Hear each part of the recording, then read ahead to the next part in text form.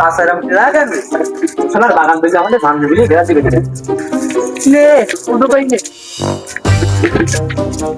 চাষা বাপু বাগান তো সব ঘন হয়ে গেছে, নিচে রোদ লাগে না, আর আম তো সব গাছের মাথায়, আর আম তো সব এক না, আর আমের সাইজ তো অনেক ছোট, ভাঙা যাবে না বলে মনে হচ্ছে এখন। তোমাদের কাছে আমরা শোনা যাও কেন? তোমার হাতে 5 আঙ্গুল কি এক? না চাষা, হাতে 5 আঙুল কি আর এক হয় নাকি? তোমার এক হাতের আঙুল এক হয় না, তাহলে এত বাগানের আম এক হয় কি করে দিয়ে? না না চাষা, তা আমি জাতি মনে আলাদা আলাদা। তা না, আমার এই বাগানে 1.5 লাখ জাতের আম আছে।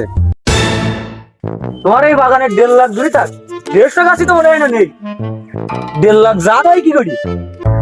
তুমি তো কথাটা বুঝোনি, আমার ডালে ডালে কলম দেওয়া। আলি বাবু গাছ গুঁয়ে দাম দর ঠিক করে একটা আন্দাজ করে দিলে হয় নাকি? আমি কি গাছ ব্যস্ত নাকি যে গাছ গুনে তুমি দাম দর ঠিক করবা? আমি ব্যস্ত আম, তুমি আম গুনে দাম দর ঠিক করবা। সব আম কি গোনা যায় আর সব আম কি এক হয়? আমি তো তোমার সব আমের দাম এক রেট দিত কইনি, তুমি এই বাগান ঘুরি ঘুরি দেখবা আর দাম দর ঠিক করবা। তা হয় তা হয়, তা দেখান। ভাইস্তে, এই দেখো আম, কি সুন্দর আম দেখিছো? কত সুন্দর টসটসি করতেছে। তোমার চাষির যখন আমি বিয়ে করে আনি ঠিক এই ঢকের ছিল। এই আম রাশিয়ান না কোরিয়ান? আরে বাবু, তুমি তো আমি চেনো না, এই আমের জাতের নাম হচ্ছে আলামি নির্মার ভালো লাগে।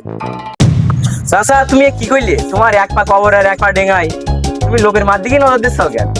আহা বাবু, তুমি তো বুঝলে না, এ আমের জাতের নামই আলামি নির্মার ভালো লাগে। এ আবার কিরাম নাম বাবু? আলামি নির্মার 32টা দাঁতের একটাও নেই, সে পান হামানে বেটে লাঠি দিয়ে গুতুই গুতুই খায়। তার গালের এমনই পরিবেশ যে সে পানি চাবাইও খেতে পারে না।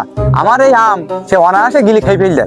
সে নিজে মুখেই কয় যে তোমার এই গাছের আমটা আমার খুব ভালো লাগে।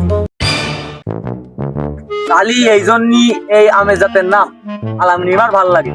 বাহ,